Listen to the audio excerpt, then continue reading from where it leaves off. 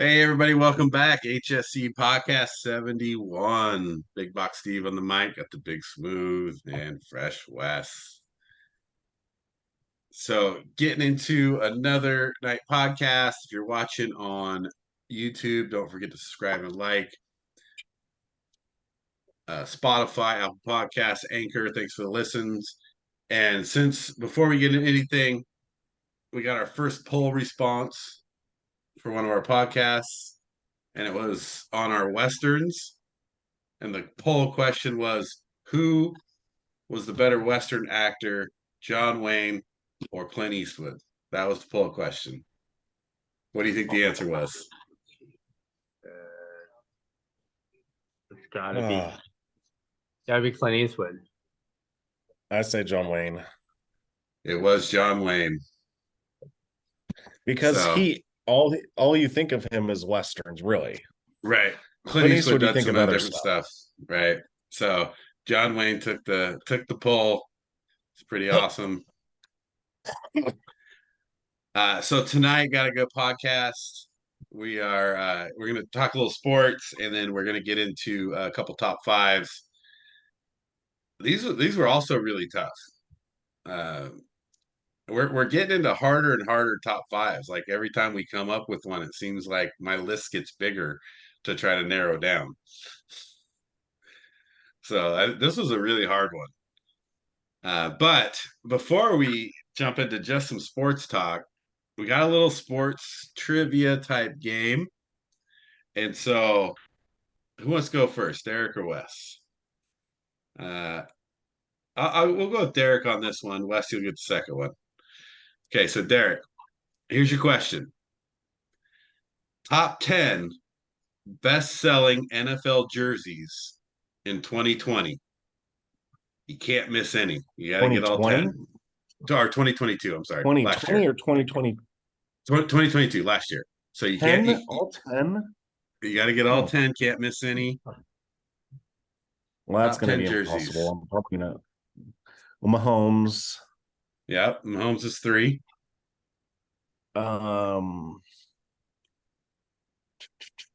Aaron Rodgers. Uh, No. no. We'll give you one miss.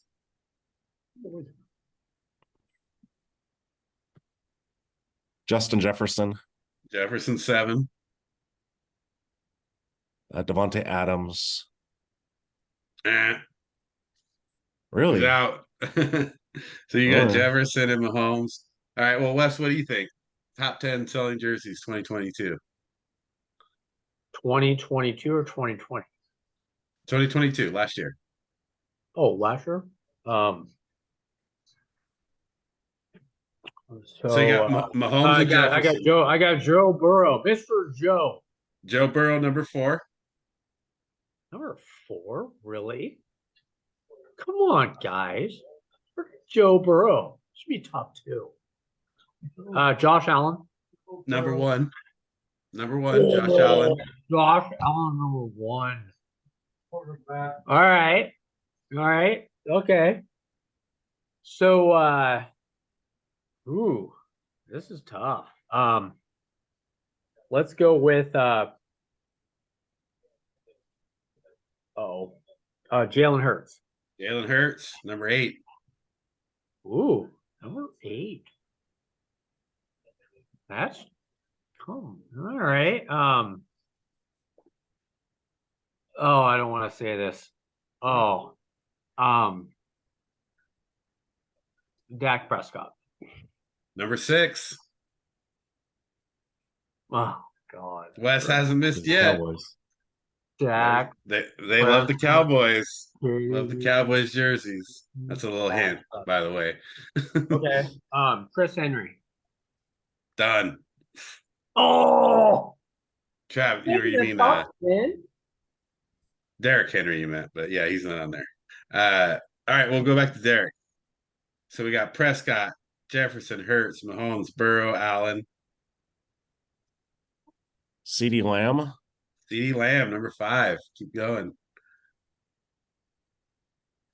How many more do we need? We got 1, 2, 3 more. Got 3 more. You got number 2, number 9, and number 10. Jamar Chase. Nope. Nope. Wes, Oh. we got 2, 9, and 10. Tyreek Hill. Nope. Boo. Back to Derek. I would have thought since he changed teams. Yeah. Are any of them No, dude. defensive players? There's one defensive player, and he's the only one Micah on Parsons. the list. Oh, it's Derek's turn. It's Micah Parsons. It's Micah Parsons at number 2. So He's number 2. Cowboys grabbed 3 of the top selling 10 jerseys. Of course he did. You have nothing else better to do down there. So 9 and 10. Oh, Let's see here. I'll give you a hint. There's one guy that everybody's going to buy his jersey at some point. He's been doing it for years. You might even call him the GOAT. Oh, Tom Brady. Tom Brady, number 10. I don't think you guys will get number 9. This is a tough one. So I tried this list, and I didn't even get this one. That should give you guys a hint. Let's see. Who were rookies at 2022? If I didn't get it, who else could possibly get this?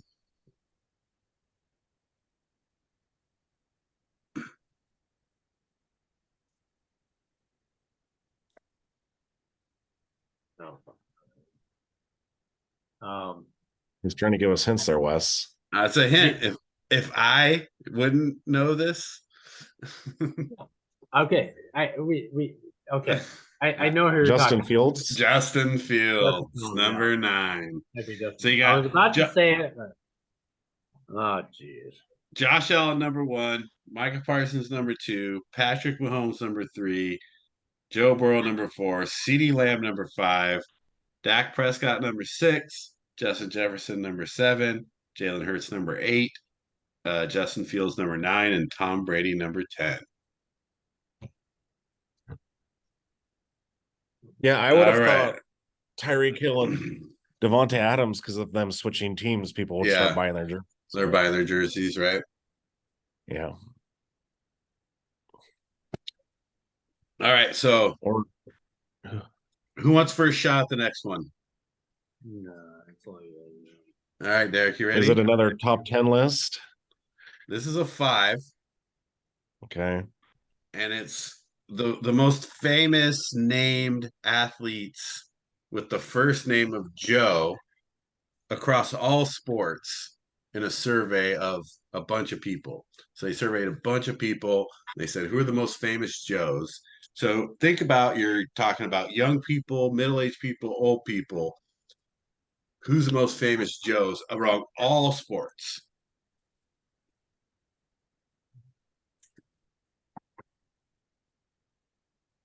Yeah, Joe DiMaggio. Joe DiMaggio, number 1. Joe Montana. Joe Montana, number 2. Joe Namath. Joe Namath, number 4.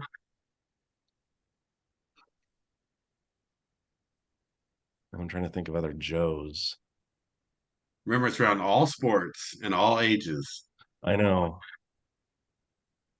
You're I'm 3 trying for to 3. think of other Joes in other sports.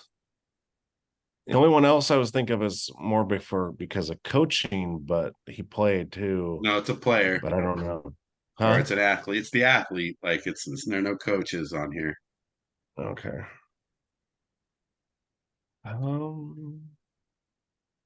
DiMaggio, Montana, Robinson? Namath. No Joe Robinson. Oh, I was smoking Joe Robinson. Well, I'm thinking it's got to be newer people then. Even though there isn't that many. This was a smoking Joe. Wasn't smoking Joe Robinson, though. Joe Frazier. Smoking Joe Frazier. Yeah. Shoeless Joe Jackson. Shoeless Joe. Oh, that would be a good one. This was the tougher. The number 5 was, I think, the toughest when I was looking at this list. He played is NFL player. Joe Green. Joe Green. Nice. So that was our sports trivia for the night. You guys did pretty well. Those were tough. I think the Joes were fairly easy. Frazier was a little hard, but Greed was the hardest. I think Namath, Montana, DiMaggio, those were easy ones, but good stuff. All right, so a little sports talk before we jump into our top five. So we got a couple of good top fives here. We got NFL Hall of Fame game coming up, right? What are we, 2 weeks out now? So NFL's right around the corner. It's the Browns versus the Jets, I think. It's just exciting that in 2 weeks we get NFL, right? So yeah, I'm excited for football. I'm not really excited for Raider football. Let's just say that much. What about Hopkins? What do you guys think about that? It'll be interesting because they've shown. Have you seen the memes out there? It's like the Titans is where good wide receivers go to die. Right. Well, yeah. Do you think that's the best move for him? Like, I when I first saw that, I questioned that personally. I thought that's weird. That's really weird. Well, Where do the Titans? Dude, he should go to the Bears. Talk about that. Dude, that would be money. I think he should have went to the Raiders. No. Who's gonna throw to him? Too much dysfunction. Is Josh if I was him, I would have been going to, I hate to say it, the Chiefs or the Bills. The Bills would be good. Yeah. Because deal with that. The Bills. Because if you look at it, the teams they were looking at were the Titans and the Patriots. Even with him on them, they're not going to win a Super Bowl. Oh yeah, right. I mean, I get it. The Titans over the Patriots because at least that's an easier division, so they can make the playoffs. But well, I mean, at the Titans, it's not like he was getting paid tons of money either. He's going to get a lot of balls at the Titans, right? He's going to get a lot of targets. Who's going to are the Titans going to Tannehill? Where the Titans going to go? I guess the thing about Hopkins is he's got such a wide catch radius. It doesn't matter who's throwing the ball, right? Yeah. Derrick Henry throwing halfback passes a lot. Will Levis, right? Oh yeah. You never know. You do never know, and this is the thing about. So that's a great segue topic about a guy like Will Levis. I get it, he dropped, right? But you don't know really how they're going to react when they get in the NFL. There's plenty of quarterbacks who drafted late, played a lot better than they thought they would. Levis is a little bit opposite because he slipped versus a late draft. But you never know. Like, he could come in at some point, and throw some good balls. And then now you got DeAndre Hopkins to throw to. Yeah, that's not terrible. that's not terrible. That's the thing. It's a good. And Treylon Burks started to play well at the end of the year, right? Burks is decent, and then you got Derrick Henry, so you have to put people in the box. Yeah, you have to put people in the box. That's a lot of one-on-one for Hopkins, right? Yeah, I don't care. People. Will Levis. I mean, they kind of got a deal on that, and they're just playing with house money with Will Levis. I mean, if you get Hopkins, and then you got Burks, and then you got some weapons there. It's not a bad situation. The thing with when you have a running back like Henry, the last thing you want to do is drop 4 into your secondary. That's the last thing you want to do. No, because that's tough. So I think it's a good situation for both of them. I don't know that they have the quarterback to support Hopkins. Maybe he's just hoping. It was a weird move. I think it was a weird move for Hopkins to go there. What was his contract? I didn't even look at his contract.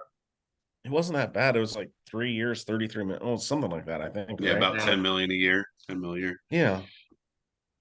Yeah, which is not crazy. It's good money though. I mean, can't complain about that. You have to question like going to the Titans. Like the Titans, Yeah, just they're seems on the like way down, right?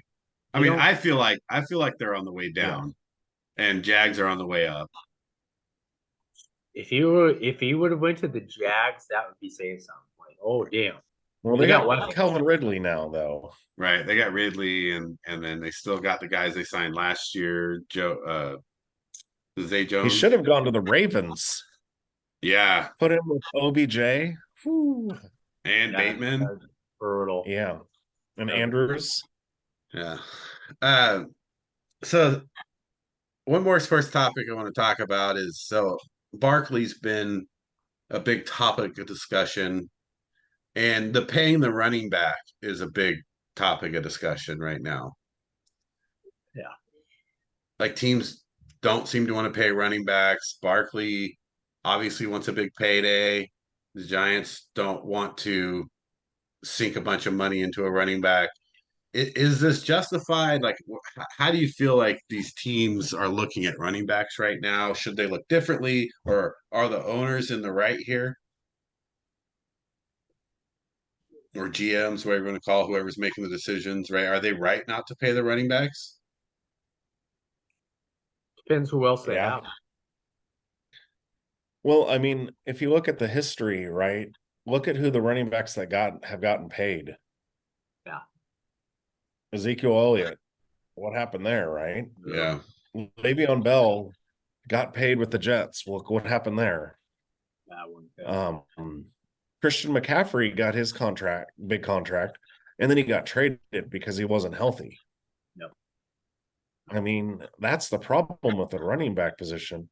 And God knows, being a Raiders fan, I want Josh Jacobs on my team. But I'm not paying a running back 15, 16 million a year. Because you're going to run into that this year with him, right? No, it's a business. He's holding out. No, he's holding out. No, because him and Barkley are the same. Yeah. Yeah, and then you look at there's a couple other things you look at, like all the teams, not all the teams, but a lot of the teams in the last like say 10 to 15 years of Super Bowls, they're winning with running backs that weren't paid, right? Or running backs by committee, or second team running backs, or they had the chance to sign a big running back, but they didn't, and they still moved on with second team style running back. So well, I think it all started, it was Shanahan, right? I mean, when they went to his zone blocking scheme and then with Denver, and he just like, oh, here's Terrell Davis from whatever round. Yeah, let's just throw people in. Now we're going with, I can't even remember all the names. I mean, Peyton Hillis, remember, had like a huge year. What was it? Oh, like Olandis Gary or something, right? Didn't he have 1,000 yards in Denver? And so then you learn, like, there it was like, oh, we don't need a high-priced running back. Yeah. And that's the issue. Is like, what, the Chiefs won a Super Bowl last year with a 7th round running back. No. Yeah, it's kind of a different era. Those were it was a different generation, and why would you pay that much for a running back anymore? It's kind of sad, but just like anything else, it's a business. It's a business decision. They have to basically allocate the money to pretty much the positions that are absolutely needed. And we've talked about this before about drafting players. If you're getting running backs, you want three. Right. You want 3 running backs on your roster that can run football. So that begs the question. Superstar, need 3. That begs the question with a draft pick like Bijan Robinson, right? You're taking him top 10. Are they really now saying, I'm going to take this guy to get 3, maybe 4 years out of him, not re-sign him? Like, is that the new drafting policy?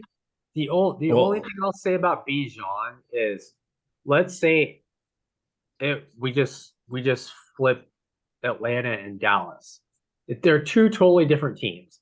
Atlanta's like they really have not. They don't have much to lose. Yeah, I can understand them doing that, but just a team like the Cowboys doing that, it's that's a stretch for a 10 pick. I wouldn't take that risk on that when you have the Cowboys talent. I thought he would get picked at 20, and I thought I did a bunch of mock drafts. I was like 20 Cowboys definitely get him, but 10, no. Well, you take him at that's 8, right? We're talking about Bijan. Yeah, Bijan went at 8, didn't he? Mm-hmm. Well, yeah, but top 10. I'm talking. Yeah, top 10, right? Yeah. Well, that's the thing. It's like we did our top 5 draft busts, right? You could just do a top 5 draft busts on running backs back in the 80s and 90s, taking them in top 5 and then them being busts. Yeah, they've learned from every team's learned from those mistakes. They don't do that stuff anymore because of that. Is it a change in the game though? Because if you do go back, like there were some running backs that really dominated, right? And they carried teams to a certain sense. I mean, look at guys like LaDainian Tomlinson. Obviously Emmitt Smith. He had some other weapons. Barry Sanders. Like you got a lot of these guys. Even there's a time where even earlier or later when what's his name went to the Rams. Well, and Dickerson. We're talking about Marshall Faulk. No, newer than that. The Jerome the Bettis? Georgia guy. No, the Georgia kid. Todd Gurley. Todd Gurley, right? He was looking like he was going to be a centerpiece for that team, and he was playing like it for years. Then, oh yeah, just he was balling. Like it was like 3 years. Yeah. He was. But what happens? So, what happens to people like that? They get hurt. You get hurt, or he signed a big contract, or he moves for a big contract. And so what I think that some of these teams have gotten really wise to a certain extent, even though last year I was scratching my head about their decision making. But overall, I think that's this philosophy is if we're gonna pick a first round guy, let's pick him outside the trenches unless he's a quarterback. Right. So he does not get hurt immediately. And so or a lineman or defensive lineman. But also if we're talking about offensive, it's like this stuff they draw up now, this Lincoln Riley offense, this baseball offense, it's not predicated around a running back, except for the Giants. They did a stat on how much of Barkley's production was, and it's ridiculous. And that's why he's holding out. He catches the ball. He's a great receiver too. He does everything. He plays wideout. He plays quarterback. He does wildcat. He does a lot of stuff. So that's the same argument Le'Veon Bell had, right? And that didn't work out for him either. Well, but everyone thinks that Barkley is that explosive of a player. Le'Veon Bell is a workhorse. But everyone thinks Barkley is so explosive, which when he's healthy. Yeah, he had his ups and downs, especially with injuries. Yeah. Well, he's injured a lot. I think people forget about Bell. He was getting 60 catches a year too. Yeah. No, Bell was a complete back for sure. He even said himself he never should have left Pittsburgh. Right, but they weren't going to give him the money. Right. That's so he should have. He's like, in hindsight, I should have not went for the money. He should have. In hindsight, yeah. But then he also said, "I told you so" about these guys. I'm like, I was out there, and I'm like, yeah, dude. Right. Went to the Jets and sucked. Right. So I do. I mean, I think it's a changing game for the running back. I don't think Barkley's going to get paid. He said he would hold out the whole year. Yeah. He's used to not playing during the season, so why not? That's right. He's had plenty of missed games. So yeah, that's an interesting. I think it's an interesting topic for the NFL. Running backs, how the position has changed, and how they're doing it differently. Well, Dalvin Cook's still not signed. Yeah. That goes to show you right there. When like Barkley and Jacob should have seen if Dalvin Cook's not getting signed right now, they should have been like, okay, we're signing our franchise. Isn't that crazy? Right. Dalvin Cook, nobody's like, that's crazy. Right. Because he's the best receiving back ever, right, Wes? Well, he could have been until he got hurt all the time. So yeah, that was another topic that I've been looking into a lot and I want to get some thoughts on. So let's get into some top fives. I think we'll go ahead and we'll start with our Robert De Niro top 5 movies, which was a real tough one. It's too hard. And so here we go. HSC Podcast top 5 Robert De Niro movies. It's way too hard. Wes, why don't you lead us off number Way 5? too hard. Terribly hard. This is not fair. There should be a top. I'm going with the Deer Hunter at 5.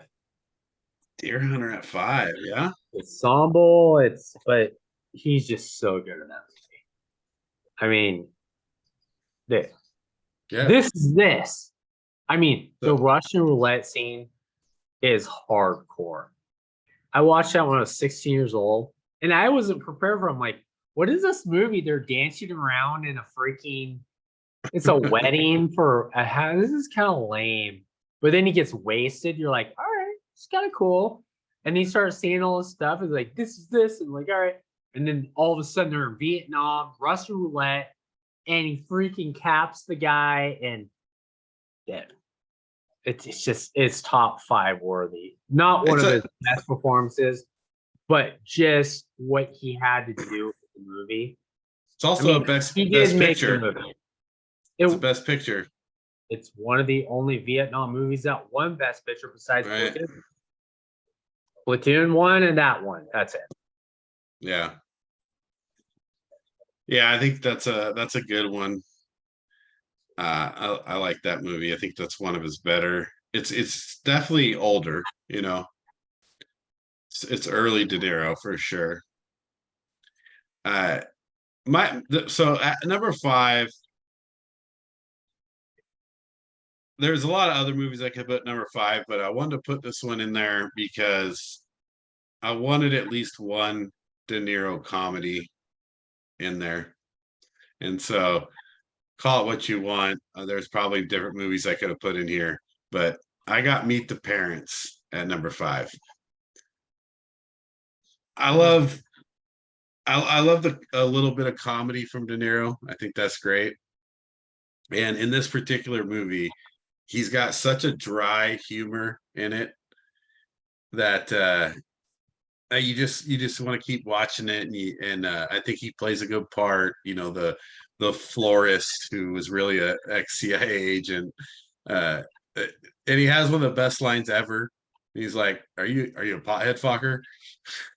And it's so funny to just see De Niro like kind of change gears there and play that part. So there was a bunch of other movies at that top 5 I could have put in there, but I had to throw at least one good comedy in there. There's so many movies. It's just dude, it's ridiculous. It's just not even fair. So this might be like one of those like, just giving it just to give it. My number 5 is also comedy, but it's the best comedy he's done. And that is 1988 classic Midnight Run. Midnight Run. Yeah. De Niro, Charles Grodin, directed by Martin Brest, who also directed Beverly Hills Cop. Yeah, that one. It's basically almost like a 48 hours in a way. Yeah. But it's where, so to me, that's one of his best movies, and it's one of the funniest. Yeah, I had Midnight Run up there too. That definitely was in the top 10 easily. I love that movie. There's a couple other comedies I think he was good at as well. So Midnight Run can definitely be in the top 5 there. I don't know if we have Big Mike yet, but it looks like he tried to sign Dude, on. dude, Mike, he's right there. It's like, but he's not there. He's not there. He's there, but he's not there. Are you there? He heard the De Niro talk. He's like, "Dude, come on." He had to get in. All right, we'll give him a minute to go see if he can get on. So number 4. So I'll lead off here. Number 4. So here I got The Untouchables. De Niro playing Al Capone, which I think was a great role for him. Overall, a really good movie, right? You got Costner playing Elliot Ness. You got Sean Connery playing the beat Irish cop, playing a little on the dark side.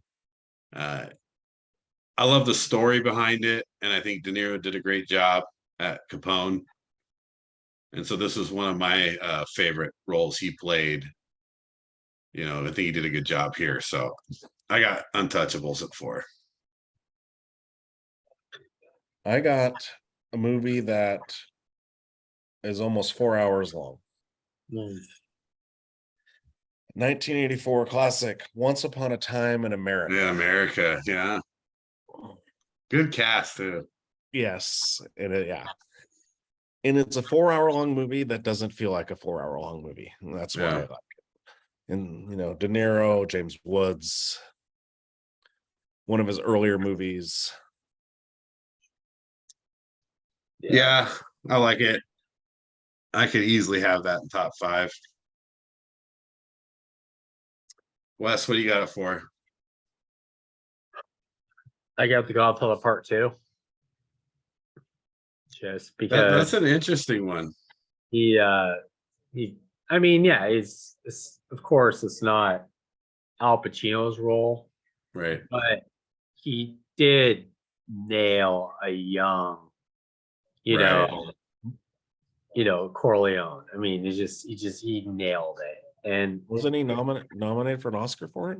He was nominated. He didn't win, but he was nominated. Oh, wait a minute. He was he best supporting actor? Yeah, I thought so. If he was best supporting actor, he won. Yes, he won. I thought, okay, so Al Pacino was nominated for best actor, did not win. Right. I'm pretty sure, yeah, I think you're right. De Niro won for best.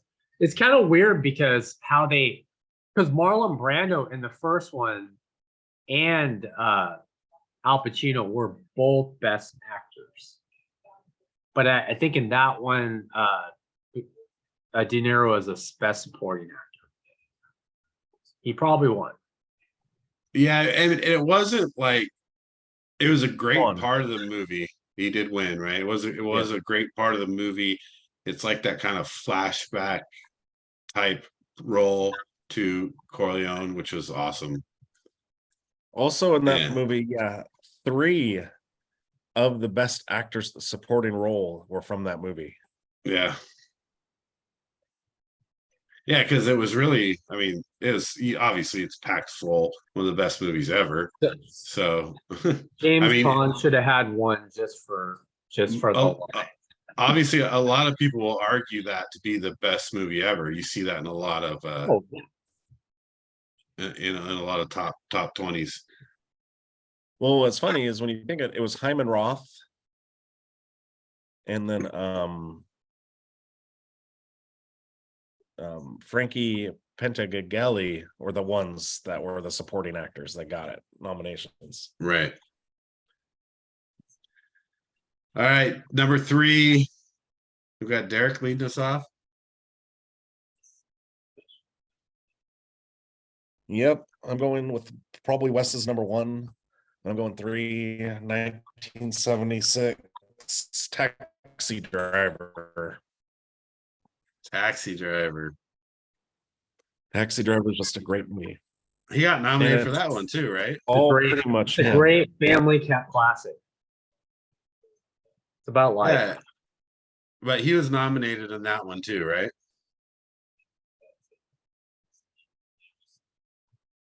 I don't know. Wes, was he? He was nominated. He was Yeah. named to win. I mean, he didn't win, but he was nominated. Yeah, he was nominated. Right. It is a great movie, and you gotta love the haircut. Dude, it's the ultimate vigilante movie. Yeah. All there is to it. Like anybody just wants to freak out, watch that movie first before you do it. And then, is this what you really want to do? It's probably no. But at least they portrayed it on film. Yeah, Taxi Talking Driver to is me? good. What do you got at 3, Wes? Ooh, it gets hard here. This is very, very hard here. I go with Heat. I gotta go with Heat. He was money in Heat. So He good. nailed Heat. I mean, talk about one of the biggest snubs in Academy Award history is Heat. That movie was so legit. And honestly, Pacino did the best out of them all. But still, De Niro just nailed it. He was cold. He was cold in that role. Whole fucker. Yeah. Until the end, and he went against his. Right. That's why you never. I love it when he went after Charlize Theron's like the girl, the dude that she was banging, and he's like, Yeah. Because she got a great ass. Funny. You got your head all the way up in it. He's like, you'll give him one more chance. Oh, yeah. Like, I'm sick of it. I'm sick of it. And then he goes, shut up. It was just for that shut up line, he should have got nominated. It was the best shut up ever. Yeah, that's hard to beat. At my number 3, I got Goodfellas. What a cast, what a movie. I mean, you couldn't put anybody better in all of those roles than everybody who played those, right? The movie itself did lack for me a little bit of plot per se, I mean, because obviously it's just gangster movie, but I think the way the guys played the role really like defined the movie, and I loved all of them in that movie. Based on a true story too. Yeah. Dude, it's not just that. It's like I remember watching the movie at 14. Yeah, we watched it at home, and I was like, "Are you effing kidding me? Don't do it." And the whole, I mean, you're just like, don't. And then you see the helicopters, and you're like, "No, that's a bad sign, dude. Don't do it." I guess the positive part is it wasn't Hollywooded up as much as they could have done it, right? They just kind of Scorsese. He just played the story, How did Scorsese not win for that movie? And it's great. I like The Departed, don't get me wrong, but come on. Goodfellas. All right, Wes. Everybody should watch it. I know a lot of people are like, "Oh, yeah, scratch it." If you haven't watched Goodfellas, you need to watch it. What do you got at 2, Wes? Raging Bull. Oh yeah, of course you do. Dude, talk about a movie. Now, this is a movie you guys all should watch, but it's a very hard movie to watch because, man, I mean, boom. He's just so good in it. I mean, just from the beginning to end, the fighter, like when he starts getting mad he gets all pissed off like at his brother about, I could be, heavyweights. And he's like, dude, you're not a heavyweight. I mean, just the arrogance to the end where he loses everything. I mean, just can't really beat that performance. Just the range. Yeah, and we've talked about boxing greatest movies. Of course, Raging Bull's up there.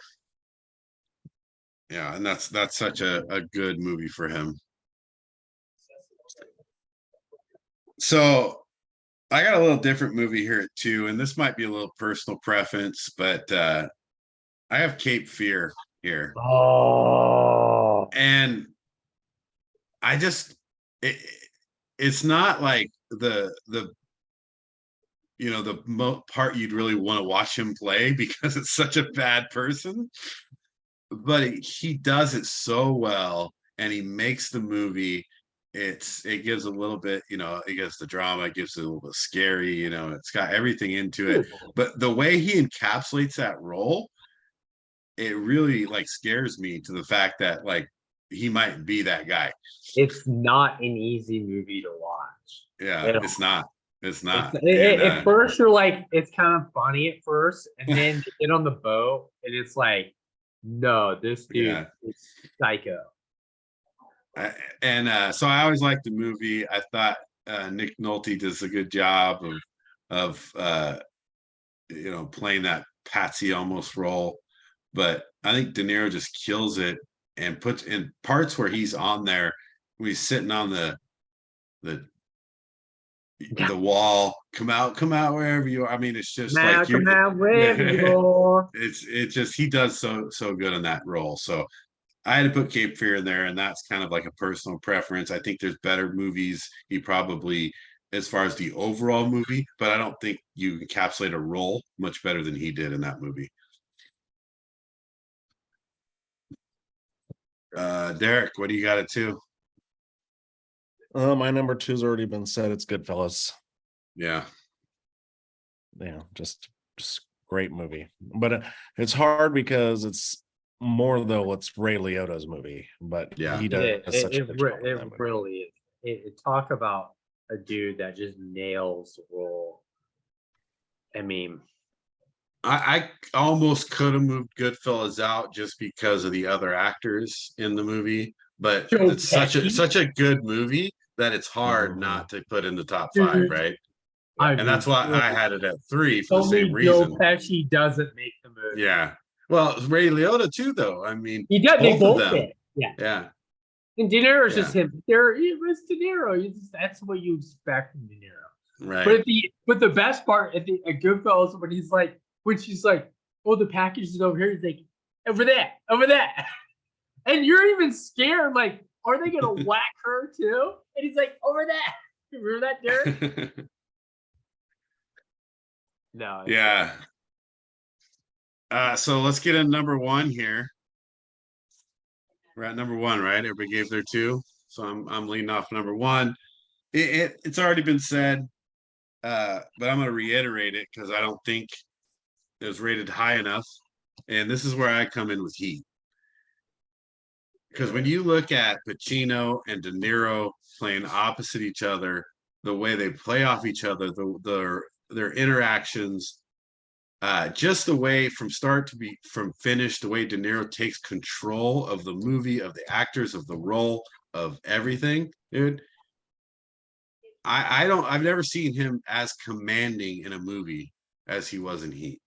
And then you're gonna add all these extra characters, all these extra roles, like Val Kilmer's role is amazing in that. And then Al Pacino, obviously his role is great, but the storyline's good, the action is amazing. Like that movie from top to bottom for me, I'll never get tired of watching Heat. So that's easily my number 1.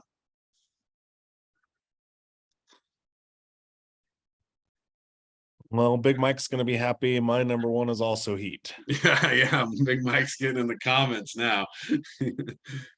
So yeah, I think Heat is one of the best movies I believe of all time. So for me, yeah, the whole like De Niro is just so cold and calculated. And the whole time he's cold and calculated. And then at the end, he's like, I want revenge. Right. Yeah, he just shows you that everybody can lose it a little bit. Yeah. But yeah, the storyline is so good though, right? I mean, I love the idea, the premise behind it, the way they do the actual jobs, the different robberies is amazing. So yeah, I definitely see that there. All right, Wes. What do you got? One. Taxi Driver. Taxi Driver. Oh, so good. Great. American classic Yeah. about a guy that's just, I wish the rain could just wash it all away. yeah. I mean, talk about it would never be required viewing in school, but it should be. I mean, seems like the theme nowadays, anyways. Like, but just the range. I mean, you just see him breaking up the whole movie. It's like, and when he takes her to the dirty movie, I mean, you're just like, what are you doing, dude? Why would you? Right.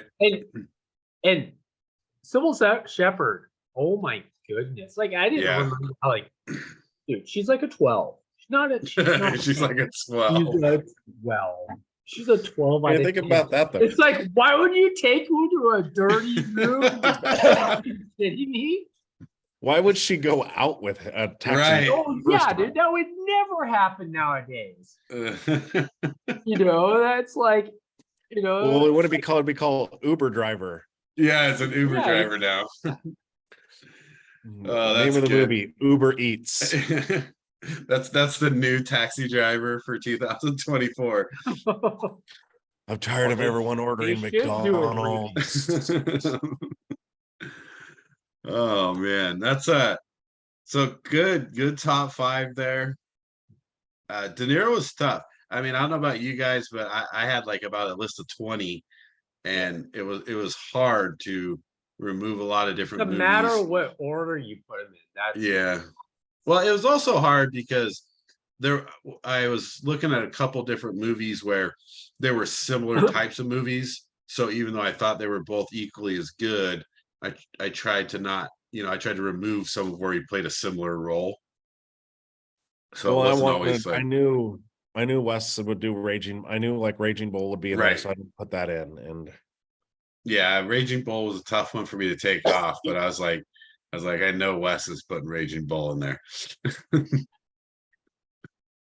But I couldn't drop off Heat. Mean Streets too. Yeah, Mean Streets is a great movie. So I had Mean Streets at 6. That's the one I swapped Meet the Parents for, because I wanted to have a comedy, but realistically I would have Mean Streets in the top 5. Yeah.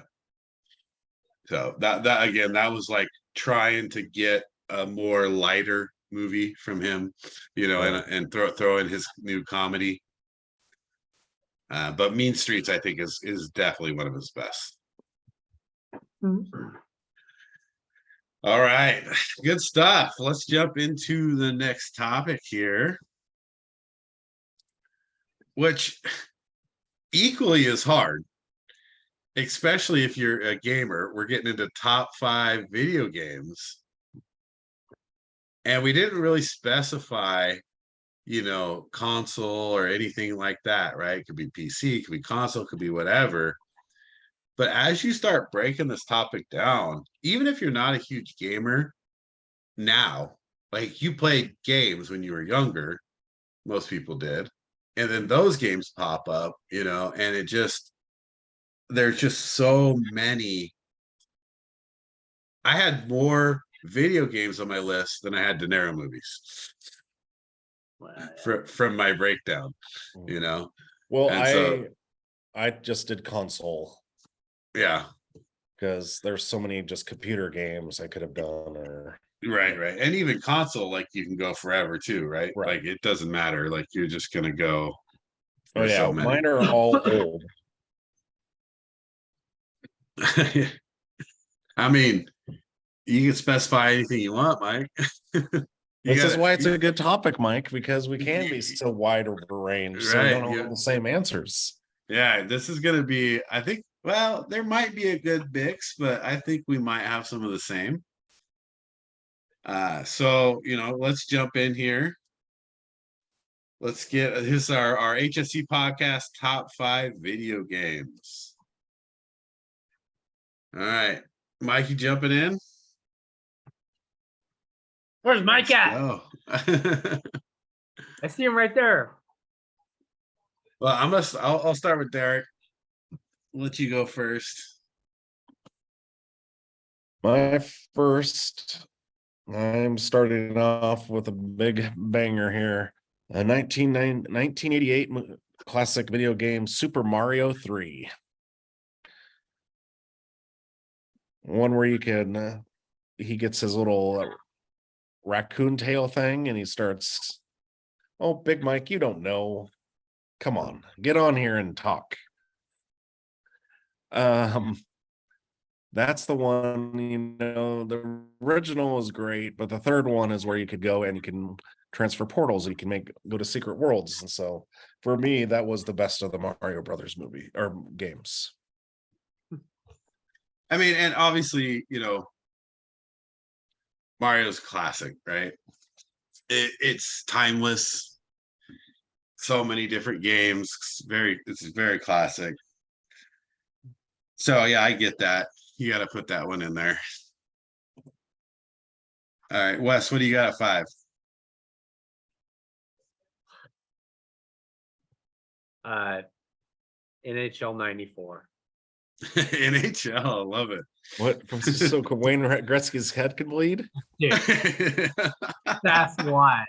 That is the reason right there. I remember playing that freaking Sega Genesis. We just rented it. And I was like, are you kidding me? Like, all we do the whole time is just jack people. I mean, it's just so much fun. Right. And hockey games had a good, I think, gameplay in the hockey games. I did always like the hockey games gameplay because you got a lot of passing, it's a lot like soccer on ice as far as you got to move the ball around a lot. Blades of Steel, so, Blades of Steel, ice hockey, like those are all good. Mario Lemieux. The NHL games, I agree, were pretty solid. So Mike, you're gonna have to throw yours in the chat if you're not joining. PC for the PC, Total War. Total War. I don't know that I ever played Total War. Yeah, Big Mike, you need to get on here so you can explain it. I played a lot of PC games, but that's not one of them. So that's something we'll have to look into. Our listeners, tell us what you think of Total War. Give us the review, Derek. A turn-based strategy game, real life time and control battles. It's kind of almost looks like, but just in a war part, kind of almost like Civilization, but right with different timelines. Yeah. Or what was that? Ages of Empires? That similar to that? This says turn-based strategy, real-time tactics. No, I guess like Age of Empires, Mike says. Yeah, I did like Ages of Empires. I played that. That was a fun game. Well, that's a new one for me. So Mike throwing in good. That's why we got the diversity of different games consoles, right? You got to have PC. You got to have all the different game consoles. My number 5 is a console game, and is the single best car racing game. And this is Gran Turismo. Because you look at Gran Turismo, you could build your cars, like you could tune them the way you wanted. You won better cars as you went. You could play in long races, like if you wanted to make them 100 laps, or you could shorten them. The gameplay was tailored to yourself, but the graphics for its time and the different views that you could get while you're racing really made that feel like a real great racing game. I still have the soundtrack going that can go through my head when thinking of playing Gran Turismo. Right. Well, because you had to listen to it for hours. Yeah. Woohoo! Yeah, it was just such a long. But I also loved like you had to earn the licenses and things like that. You know, there was a lot that went into that game. I think it was a well thought out racing game, and it was probably for me the best racing game they made. So I throw that into 5. Got the thumbs up and the agree from Big Mike. All right, so let's jump into number 4, Wes. What do you got at 4? I got NCAA college basketball on the Sega, like in 1990. Nice. The only reason why is because you called your play. They actually ran plays, Right. and the players would run it. Like there's like 60 plays that you can run. I mean, this is bad. This isn't football. This is basketball. And nowadays, I wish everybody could watch this. Just like you could actually run plays like this, like So you can implement it back like into, it's almost college. like it's almost like I'm running Yale's offense. Like I'd be playing. Like, it was fun. But in the 90s, they ran lots of plays. You know, it was a very team-oriented basketball game. You know, Stuff so about LeBron. He's such a high basketball IQ. You probably They- never played this. they encapsulated what basketball was back then. Number 4, Mike, throw a number 4 in there for us. Oh, wow. Oh, Fallout. That is a good game. I did love Fallout. This is obviously it's like a if you never played it, it's kind of like a post-apocalyptic or it's these radiation sickness, things like that. It also falls into Counter-Strike as the game later or before Counter-Strike was like similar type of game. But yeah, Fallout was a fun game. Came after Counter-Strike, but the same type of idea of that, you know, apocalyptic Fallout type game. That's fun. Love the Fallout. But they also had a little better storyline in Fallout because it came a little later and you're able to like play more of a you know, not solve puzzles. I don't want to say that, but you know, you almost not missions, but like figuring things out. Like you had to really think in the game. So I like that. That's a good one. So at number 4 for me,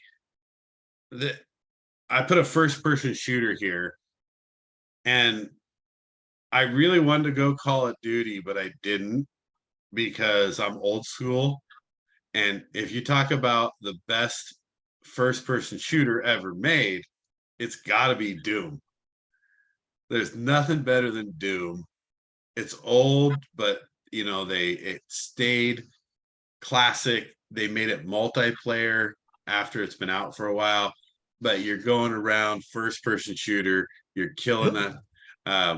I did have Goldeneye. I'll give a shout out to Goldeneye. That was very close to the top. I took that off because Goldeneye was all first-person shooter, but Doom, when it first came out and as it evolved, it had a great actual storyline where you know you actually played the game, and then they made it into a multiplayer shooter, and so it evolved a lot. But it's also like you're going around, you're shooting monsters, you get a lot of type of different guns. So I had to put Doom in there. What about Wolfenstein 3D? Yeah, that's old school. Wolfenstein is old school. That was the precursor to Doom. I love the Wolfenstein too. Not was it Nazi werewolves, zombies, werewolves, or something in that one? Yes. Oh yeah, they had all kinds of like radiation stuff, and so that was my first person shooter. My number 4. So I'm going still old school Nintendo for me. Mine is also number 3 again. It's a Mega Man 3. Nice. That's your number 4, right? Yes. Mega Man. I kind of for me, I plunk those into one, like the Mega Man series. I think Mega Man 3 was definitely the better of them all. But you got, a whole series. Right. And you had to pick the right bosses Right. to go against first. And so there wasn't real order to it. And Big Mike, maybe you just don't really know, is back then those games were super hard too. And you couldn't, you died right away. So it took so many times restarting. Yes. There was no like 100 lives. It was tougher back then. But I do love the Mega Man. All right, number 3. Well, we'll let Big Mike lead us off at number 3 in the chat. What do you got? What do you got at number 3?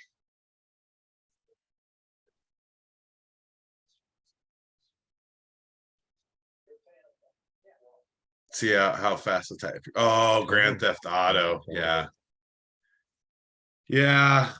That was right there. Could have easily been in my top 5. Grand Theft Auto, I think for me, it was one of the first full control games, like where you had full control of your world.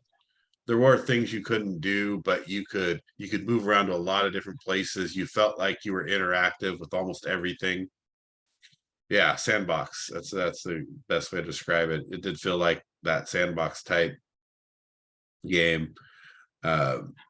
For a single player, when they went into like a better, more intense graphics, it had a storyline. So I played a lot of Grand Theft Auto, and it was hard for me to take it off my top 5 list. That was a tough one. Big Mike, which is the best Grand Theft Auto? Oh man, that's a tough one. I mean, while he's typing, because it takes him a while to type. Mine, for me, it was San Andreas. Yeah, for him too.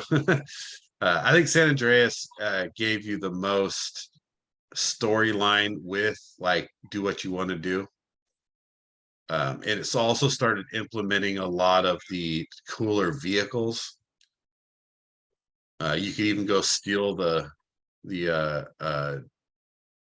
Apache. Yeah.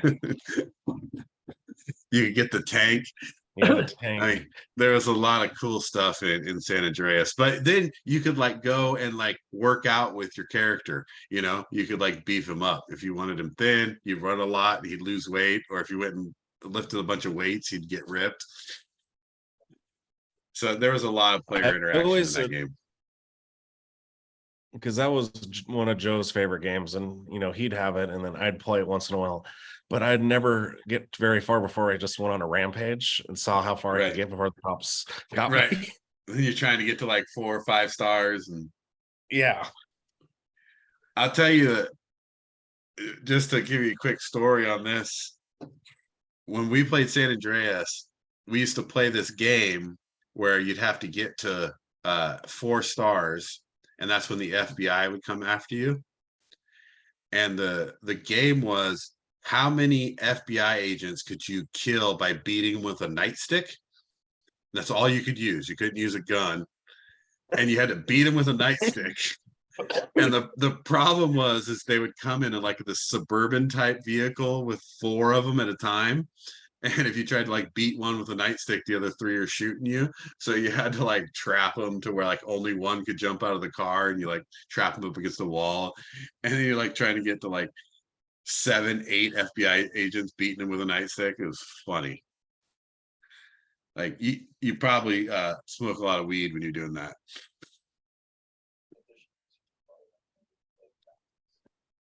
So that was Mike's number 3.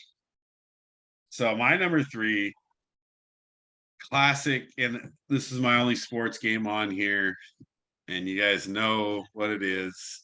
It's got to be Madden.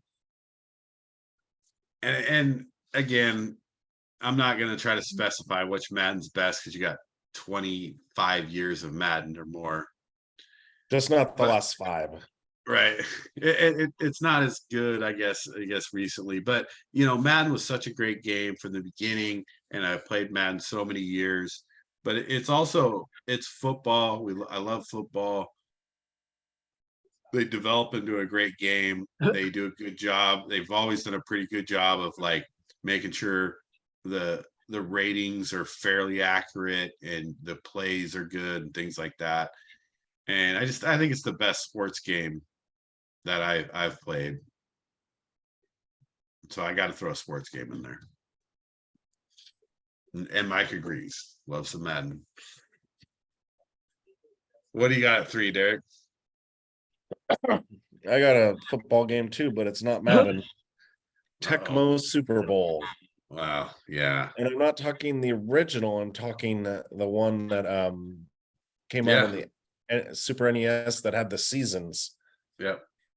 And where all the players. That's the first one where you like gained attributes on your characters and you can make them better.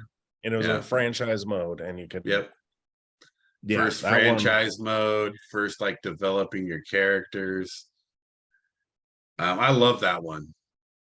That was a fun one. The first Tecmo Bowl, obviously, when it came out, was awesome, right? Because it had the classic players. But when they added the ability to franchise and develop and things like that, that was kind of the beginning of that type of mode. Right. It was more than just an arcade type game. It was actual. Right. Although the first one, you can't go against, Bo Jackson or the Bear Defense or Walter Payton. Yeah.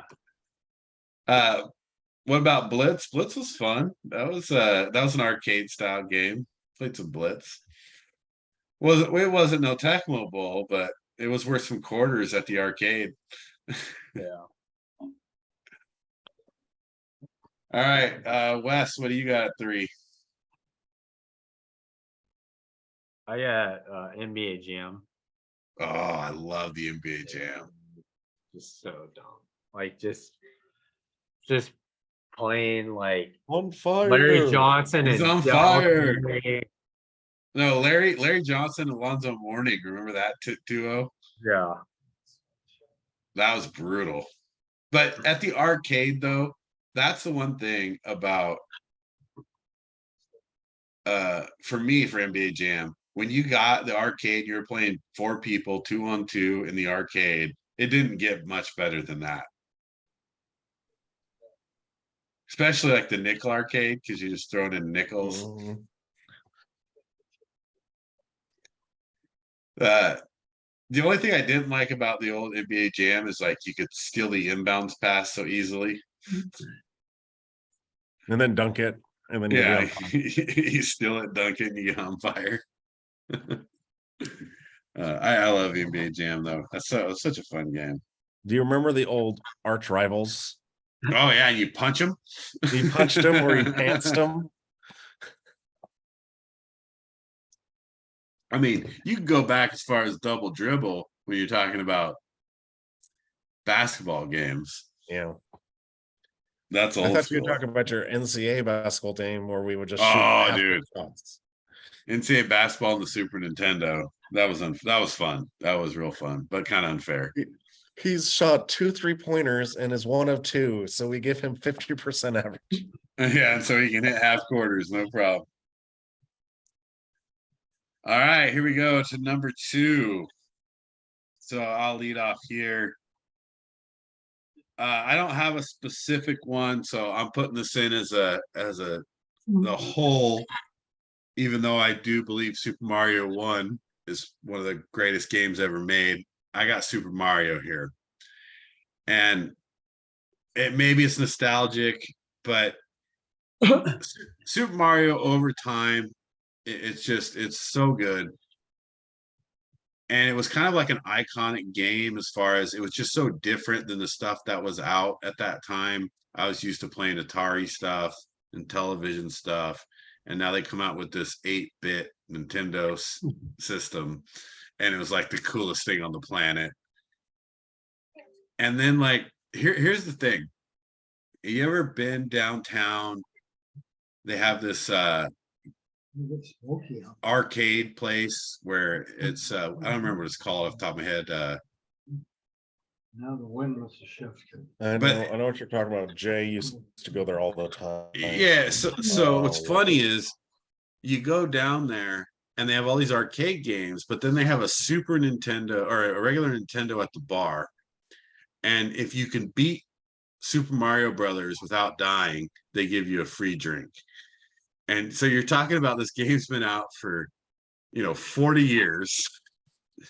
And yet you go down there, Ground Control, that's what it's called. Yeah. And they just got a Nintendo sitting on the bar, and they're like, if you beat the Mario in one life without dying, you get a free drink, And so people go up to the bar, they try to beat Mario in one life, and so that's just so cool to me. But also, it's very iconic. The whole series is iconic. I love Super Mario Bros. 2, Super Mario Bros. 3. I think they're all great, and so that's for me. I got to put that there at number 2.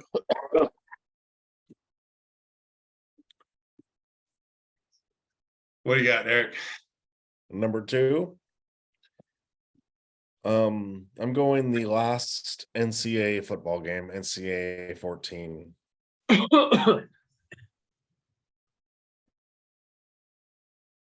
Was so good with recruiting and Yeah, and the plays that they had involved in that game, it was just different. It felt like you're really playing college football, option plays, things like that.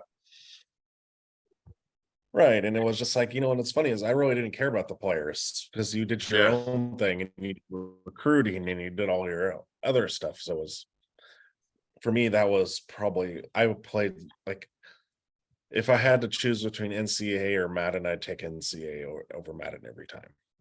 Yeah, it's unfortunate they didn't continue, to make the game, because imagine what NCAA football would look like today if they kept we'll doing see it like next they year. did in Madden. Yeah, I think you It's still coming miss back out. next year. I think you miss out on 10 years of development. You know what I'm saying? I think they could have taken advantage of that.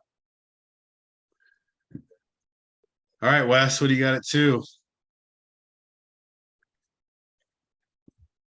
I got Miss Pac-Man. Oh, I love Pac-Man. Miss Pac-Man. It's all the I same. mean, I just used to play that Yeah. all the time at where my grandmother worked. I just sat there and played and mastered it. I think I cracked Miss Pac-Man. It was fun. Good, clean fun. Yeah, the cool thing about Pac-Man is it's not complicated in the sense of like there's not a lot to do as far as strategy in like how to play the game. Like, here's the game, here's how you got to do it, and all you have to do is not mess up on the joystick. Right. And so if you're super consistent on the joystick, like you keep going. The minute you mess up, they get you. So you gotta love the Pac-Man there. I don't know if Big Mike's still with us. You got a number 2? Oh, there.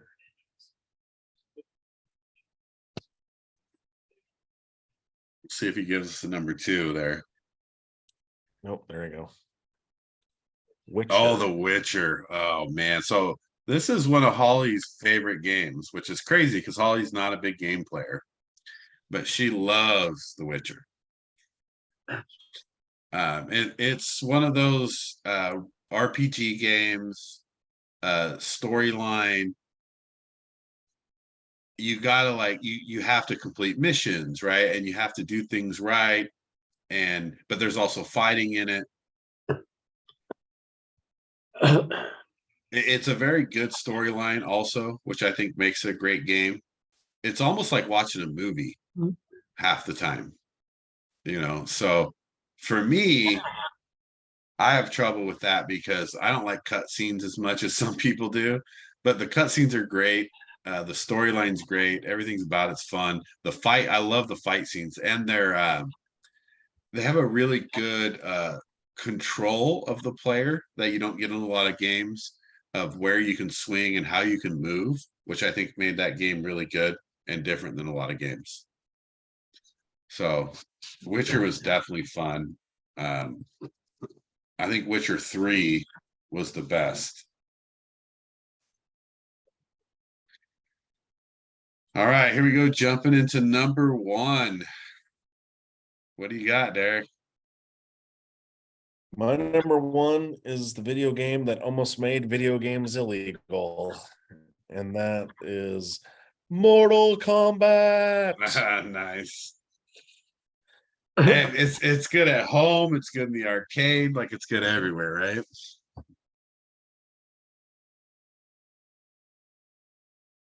Yep, it was. I just watched a documentary on it, and Mortal Kombat almost bankrupted Nintendo because Sega went with all the blood and gore, and Nintendo did not. Right.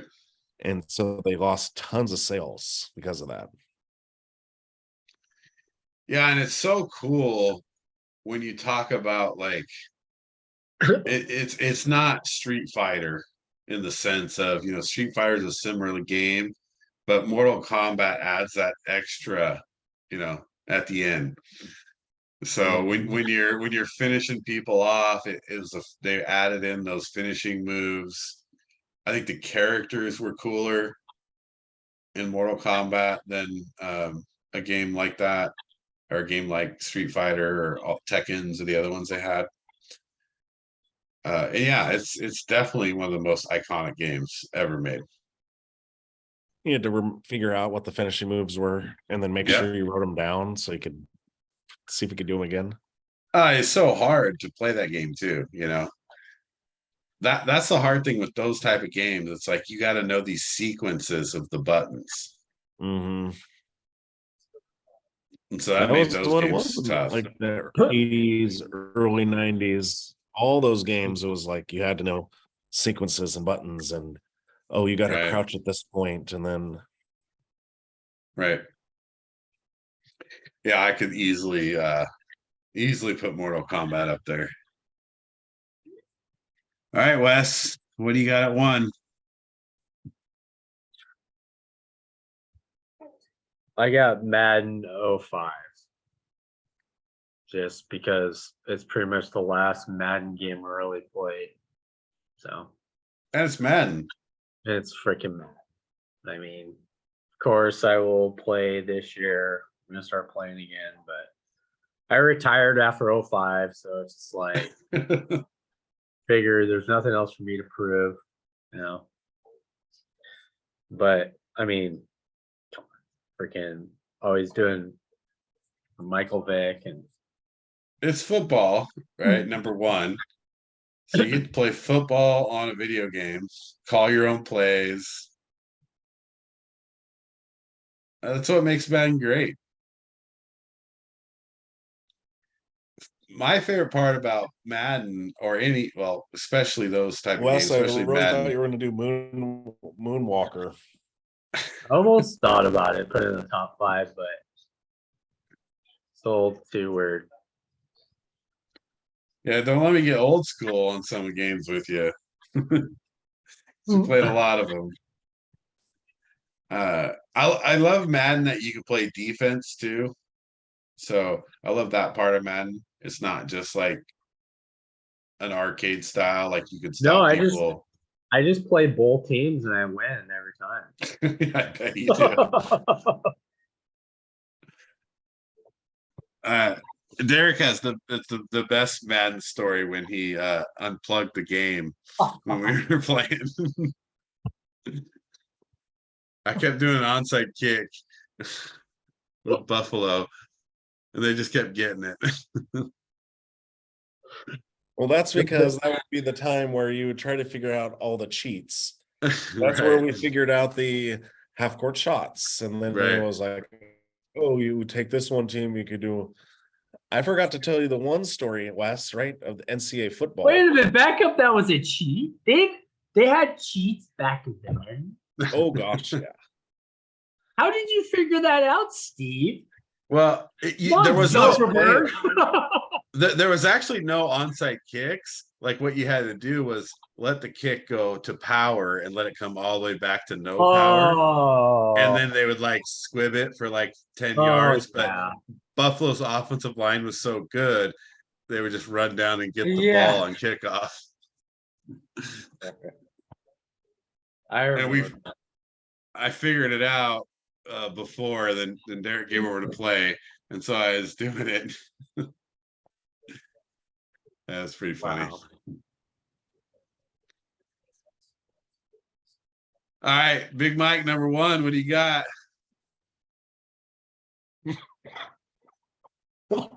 Let's hear it.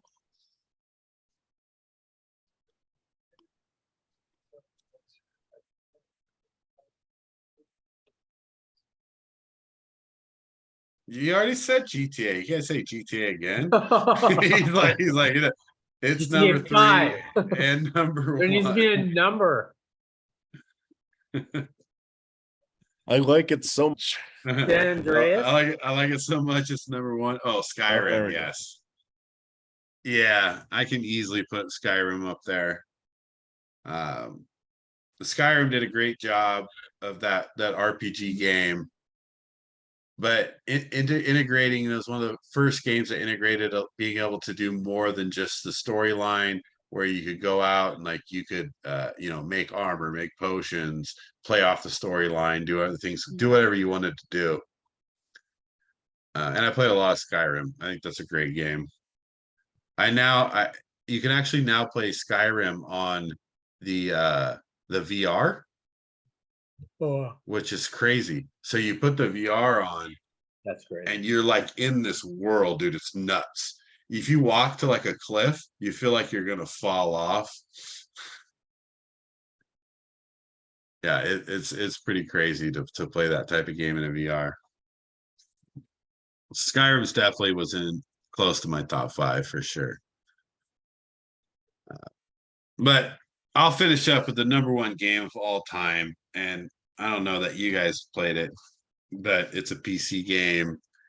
It's one of the first, multiplayer online games, MMOs, RPGs. This is EverQuest. And here's a game where they had 500,000 people playing this game, simultaneously on 10 different servers. So at any given time, you were playing with 50,000 people, and it had everything. It was an old style, whatever you want to call it, Dungeons and Dragons type, where you pick your character, you pick your class, but it had economy, it had inflation, it had like money in it. Like it was like real life on a video game. And there then we go. On top of it, you couldn't like do anything without people with you. So like you couldn't play the game on your own. It like forced you to like play with other players that were real people. And so it was a great game because That should be required playing in school. yeah, because it teaches you how to like work together. It was That's crazy. Isn't that the game that started the quest of Stefan being Tron? Yeah. Is that what happened? Oh, that we played for hours and hours, and there were definitely times where like you didn't leave the computer, and you're like, wait, it's the next day, because Where's it's so Stefan? it's Wait a so minute, real 3 life, dude. months. Stefan's still alive. It's so Where's the real iced life, tea? dude. Where's the iced tea, Joe? You get so involved in it because everything, it's real time too. It's not like a game that you can like time That's why. didn't exist. Like time was the same as real time. So if it was an hour in real life, it was an hour in the game. And so yeah, you couldn't do things like that. And it was such a fun game. It was time consuming. But it was a thinking game, it was a strategy game, it was a multiplayer play together game, and it was never ending because it was just always, you kept leveling up, you kept trying to do different things, get your house, get your money, get everything you get in real life in the game. It was fun. A lot of different top games there, so that was interesting. I knew this would be hard for Wes, and Wes was like all the last games he played. I just create games. I got a couple I'm working on. There's so many good games though that you have to leave off the list. And if I don't mention Zelda, Holly will get mad because I took Zelda off the list. But Zelda's one of those iconic old games, right? Zelda was great. You know, when you first jumped on the Nintendo, playing that. I had Zelda on my list. Yeah. Might and Magic 6. Oh yeah, Might and Magic was fun. Yeah, Ages of Empires, like I mentioned before, but there's other games like, you know, even newer games these days. Like if you ask any kid these days, they're going to say Minecraft, you know. And I play Minecraft a lot, and it's not like, it's almost like you're going back in the past and playing this old retro game, but then adding in like all these like different new style features and thinking features. So I did notice there's definitely not a lot of new games that I had on my list comparatively. Like everything was like post, I'd say 2005, you know, or pre 2005. That's when we had the most time to play games. Right. That's true. Because I'm surprised no one said Tetris. Tetris. So Tetris is the greatest game of all time. Let's just get that clear. But it's not for everybody. Is the problem. Yeah. Like I played so much Tetris. I used to play it in my sleep, meaning that while I was dreaming, like Tetris blocks were dropping and I was moving them around in my dreams. That's how much Tetris I played. Yeah, it's too much. Yeah, that was crazy. And Tetris, you got like a Tetris championship now. Yeah. Like now they have like a championship. Speaking of games, how can you now go to college on a gaming scholarship? They literally have scholarships now for gamers.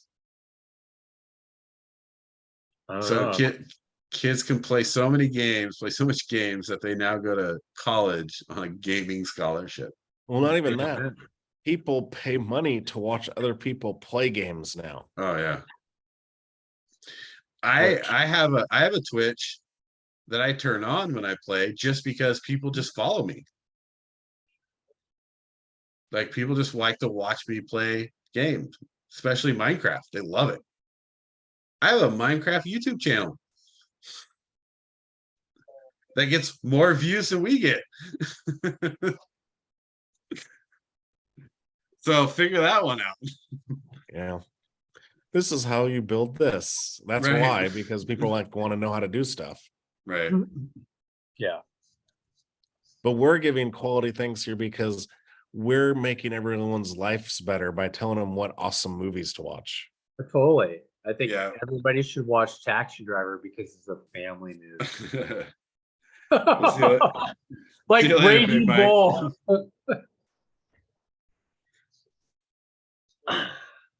All right, Big Mike's out. Well, at least we got him in chat. Jeez, Big Mike showed up. I know, it's crazy. He's still there, but he's not there. he wasn't on the camera because he wasn't at home. He's on the road. No. But yeah, we were chatting earlier and he wanted to give some video game feedback. He had some feedback with De Niro's, even though he didn't want to get on there. He had Heat at #1 also. Well, I mean, who doesn't love Heat? Come on. I'm surprised I know we didn't talk about Casino. Well, I almost put it up there. Yeah, so I swapped Casino for Goodfellas. That's the thing. It's basically the same. Right. Oh, Sharon Stone does that. God. Oh. Just talk about picking the wrong woman. Jeez. I also think De Niro plays a little better part in Casino. I think he does a better job. Where I think Goodfellas, there's more quality acting overall. Where I think De Niro does a really good job in Casino. I was a super big fan of all the actors in Casino. No, it was Joe Pesci. Yeah, I mean it was, but I didn't like I said, I Third really Joe love his Pesci part. like. But there's so many De Niro films. That Well, was that's a the hard thing. one. Mhm. Yeah, it was tough. All right, well, we'll wrap it up here. HSC Podcast 71. Thanks for listening. Don't forget to subscribe and like. If you're watching on Apple Podcasts, Anchor, Spotify, get another poll out for you. Kind of like doing the polls. So we'll see if we get a poll one for next episode from last week's. Any final thoughts, parting thoughts? You guys got lots of good movies for homework to do, so get out there and start watching movies. Well, so Brooklyn's recommendation was the top 5 video games. So we got another week recommendation. So we're getting more and more recommendations. Hopefully people give us more to talk about. However, we are coming up on football season, and you guys will get a lot to talk about. A lot of football coming at you. See, my son want us to talk about Legos and Star Wars, and that's about it. Hey, we could do a Star Wars. That's a good idea. We might have to do some type of Star Wars topic. I like that. All right, everybody. Thanks for listening. We'll see you next time.